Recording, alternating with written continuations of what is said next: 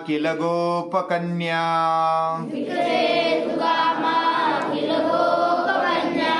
मुरारिपादार्पित चित्तवृत्तिः दध्यादिकं मोहवशादवोचत्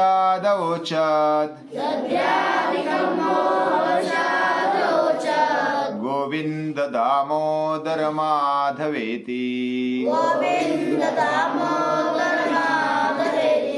गोविंद दामोदर माधवेति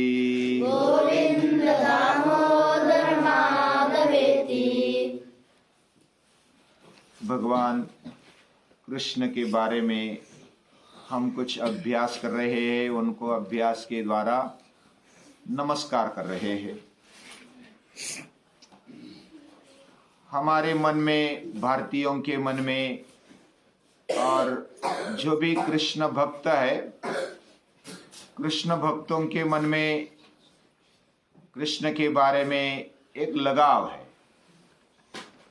और ऐसा लगाव जो होना भी चाहिए, क्योंकि कृष्ण हमारे आदर्श है, राम हमारे आदर्श है, और उनके जीवन में हमें जो भी देखने को मिलता है वह बहुत ही विशेष है। उनकी छोटी छोटी बातें वह अपने जीवन में बहुत ही मन लगाकर करते हैं, एक दूसरे के साथ मिलकर करते हैं। कृष्ण का बचपन हम देख रहे हैं, वह सभी को आकर्षित करता है, इसलिए उनका नाम कृष्ण है। कर्षणात् कृष्ण आकर्षयति इति कृष्ण, जो सभी को आकर्षित करता है, वैसे उधर के गोप गोपियों को भी आकर्षित करता है। उन्होंने बचपन में केवल अपने दिखावे के कारण या तो बाह्य रूप के कारण आकर्षित किया, ऐसा ही नहीं है। बाह्य रूप भी अच्छा था, कृष्ण श्यामवर्ण था, लेकिन बहुत ही अच्छा था दिखने में, उसका रूप भी अच्छा था, और उसके अलावा शरीर भी अच्छा था, शरीर के अंदर रहा हुआ अंतःकरण भी बहुत मधुर था। मधुराधिपते रखिलम मधुरम, उनकी सभी क्रियाएं मधुर थी, और गोप गोपी उनके पीछे पागल हो गए थे। उनका जीवन इसलिए अद्भुत है, अलौकिक है, कि उन्होंने अपने जीवन में बचपन से लेकर के एकाग्रता से जो भी बात की, जो भी कार्य किया, वो बहुत ही बढ़िया किया है। वो पूरा लगाकर, अपनी जी जान लगाकर किया। खेल में खेलते तो पूरे उसमें घुल जाते हैं, मिल जाते हैं। लड़ाई खेलते हैं तो लड़ाई में पूरे घुल मिल जाते हैं। भोजन करते गोपाल काला बोलते थे। साथ में गाय चराने के लिए जाते हैं, और सभी ने जो भी, हर एक घर का कोई ना कोई था, अलग अलग घर के थे, वो अपने अपनी शिदोरी लेकर के बैठते थे, सभी को इकट्ठा करते थे और खाते थे मौज मजा से। यानी साथ में खाना, सहनौ भुनक्तु, वो साथ में खाना खाते थे। सभी का पेट भरना चाहिए, कोई भी खाली पेट नहीं रहना चाहिए। धष्ट पुष्ट हमारा शरीर बचपन में ही होना चाहिए, ऐसा कृष्ण का आग्रह था। कृष्ण के घर में कोई कमी नहीं थी। कृष्ण के घर में बहुत सारे गाय थी। नंद राजा ने तो बहुत हजारों गाय पाल के रखी थी। उनके घर में दही दूध भी था, लेकिन बाकी लोगों के घर में, जो भी जिनके घरों में गाय कम थी और बाकी संपत्ति भी कम थी, उनके घर में क्या करते थे, दही दूध बेचने के लिए जाते थे। किधर? शहर में। देहात के जो लोग हैं शहर में बेचने के लिए जाते हैं, और 2 पैसा ज्यादा मिलता है तो उधर बेचने के लिए जाते हैं। तो घर वाले बेचने के लिए जाते, घर में दही दूध होने के बावजूद भी खाने को कुछ नहीं मिलता था दिन भर। तो इसलिए भगवान श्री कृष्ण ने एक आंदोलन किया, और वो आंदोलन क्या था?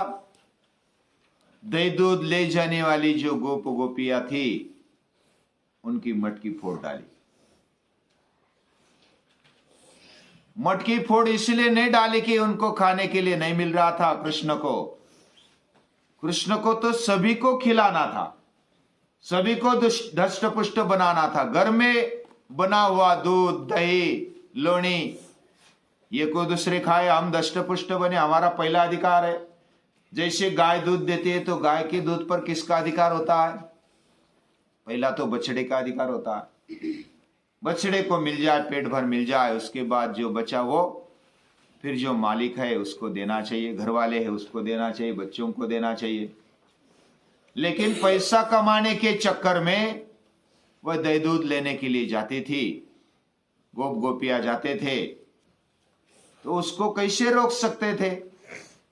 छोटा था तो कैसे रोक सकते थे? तो ये आइडिया लगाई उन्होंने। इसलिए दही अंडी का कार्यक्रम हम आज भी करते हैं, लेकिन उसके पीछे का गमक हमें समझ में नहीं आता। वो इतने घुल मिल गए थे, सभी के प्यारे बन गए थे कृष्ण,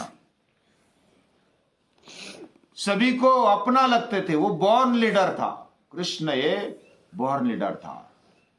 यानी बचपन से ही वो खेल खेलने में, जैसे कालिया को मारा, कालिया को मारते समय ऐसा नहीं बोला कि तू जा मारने के लिए, वो तो गेंद के बहाने बस कूद गया और उसको मारा, परास्त किया और उसको दमन करते हुए भेज दिया दूसरी तरफ। जो भी ऐसे विष घुलाने वाले होते हैं, विष फैलाने वाले होते हैं, उसका कर्दन काल है कृष्ण।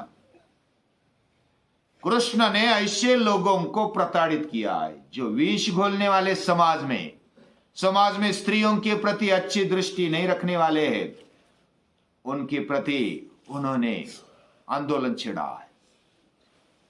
कोई आरोप भी करते कृष्ण ने ही छेड़ा है गोप गोपियों को, उन्होंने ही छेड़ निकाली, ऐसा कोई बोलते, तमाशा में भी ऐसा दिखाते। लेकिन बारीकी से अभ्यास करने पर उसकी उम्र तब 7-8 साल की थी और तब रासलीला किए, गोप गोपियों के साथ खेले। 14 साल के हुए तो वो मथुरा में चले गए, बाद में फिर गोकुल में नहीं आए हैं। इनकी उम्र और इनका जो कार्य है, अगर बड़े युवा होते और फिर गोप गोपियों में खेलते तो फिर आरोप लगाने के लिए कुछ आधार था। लेकिन बचपन में उन्होंने महिलाओं में क्रांति कर दी, उनका मन जीत लिया और उनको सही दिशा दे दी। अपने घर को संभालो, अपने घर वाले बच्चों को बढ़िया बनाओ, उनको संस्कार दे दो, कहानियां बताओ, उनके साथ खेलो, उनको दही दूध दे दो। ये कृष्ण ने किया है। कृष्ण छोटे थे और छोटे होने पर भी सभी उनका सुनते थे। छोटे बच्चों से लेकर के बड़ों तक उनका सुनने के लिए वो लालायित होते थे कि कृष्ण कहे और हम बस करने के लिए तैयार हो जा। कृष्ण ने गोवर्धन पर्वत उठाया। पहले इंद्र की पूजा होती थी, बारिश नहीं होती थी तो इंद्र की पूजा करते हुए बारिश मंगाते थे, और इंद्र ही हमारे लिए सब कुछ देता है और इसलिए उसकी पूजा करते थे। इंद्र यानी सत्ताधारी। पूजनी दादाजी बताते हैं कि जो भी कथा है वो रूपकात्मक है। रूपकात्मक कथा में कुछ दिमाग लगाना पड़ता है, उसमें अर्थ निकालना पड़ता है। ऐसे पढ़ दिया और उसमें से अर्थ निकल गया, ऐसा नहीं होता। तो गोवर्धन पर्वत उठाया, इंद्र की पूजा बंद कर दी। इतनी चलती आ रही हुई रूढ़ी कृष्ण ने बंद करवा डाली। गोप गोपियां उधर गोकुल में, वृंदावन में, वे गोवर्धन की पूजा कृष्ण के कहने पर करते हैं। ये बहुत बड़ी बात है। और इंद्र यानी जो सत्ताधारी है, सत्ताधारी क्या बोलते हैं? हम सभी का पोषण करते हैं, हमारे लिए जो भी करना है करो, हम ही आपके भगवान है, हम ही आपके ईश्वर है, ऐसा बोलने वाले सत्ताधारी होते हैं। सत्ताधारियों को खींचा और उनको बताया कि सचमुच देने वाला कौन है, हमारी गायों को चारा खिलाने वाला कौन है, उससे दही दूध मिलता है, पैसा मिलता है, धन धान्य संपत्ति मिल जाती है, हमारा पोषण होता है, पूरी दुनिया का पोषण होता है। वो पोषण गायों को किधर से मिलता है? ये गोवर्धन देता है। गोवर्धन पर्वत घास फल फूल खिलाता है, तो उसकी पूजा करो। ये सत्ताधारी कहां से लाते हैं? ये निसर्ग देता है, सृष्टि देती है।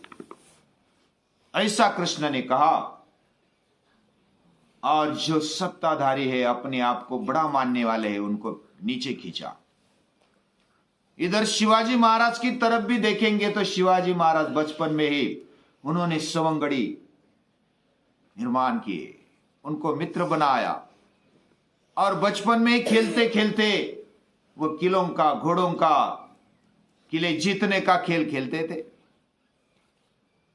और खेलते खेलते प्रतिज्ञा कर ली 14वें 15वें साल में कि स्वराज्य खड़ा करना है, हम स्वराज्य खड़ा करेंगे, सुराज्य खड़ा करेंगे। राम ने जैसा राम राज्य खड़ा किया है हम करेंगे, क्यों नहीं करेंगे? छोटे होने पर भी ऐसा सपना क्यों नहीं देखना? जो अच्छा सपना है उसी को देखना, उसी के लिए मर मिटना।